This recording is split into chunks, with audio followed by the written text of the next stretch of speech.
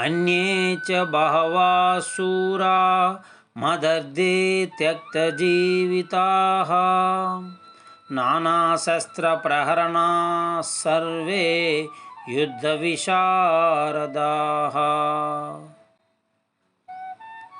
ఓ ఆచార్య, ఈ మహారథులే కాకుండా ఇంకా ఎంతోమంది వీరులు శూరులు నా కోసం తమ ప్రాణాలు ఇవ్వడానికి సిద్ధంగా ఉన్నారు.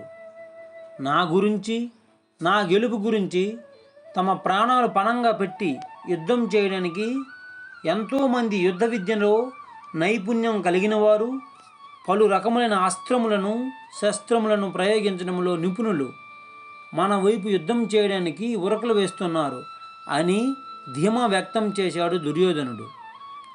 ఇక్కడ ఒక విషయం మనం గమనించాలి. ఎంతోమంది వీరులు పరాక్రమవంతులు నా కోసం యుద్ధం చేయడానికి వచ్చారు అంటే బాగుండేదేమో, కానీ దుర్యోధనుని నోటి వెంట వీరంతా నా కోసం తమ ప్రాణాలను విడుస్తారనే మాటలు వెలువడ్డాయి.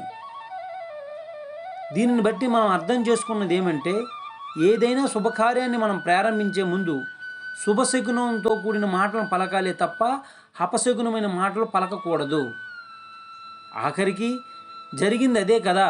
రాబోయే అపజయాన్ని సూచించే మాటలు దుర్యోధను నోటి వెంట రావడం దైవ సంకల్పంగానే భావించాలి.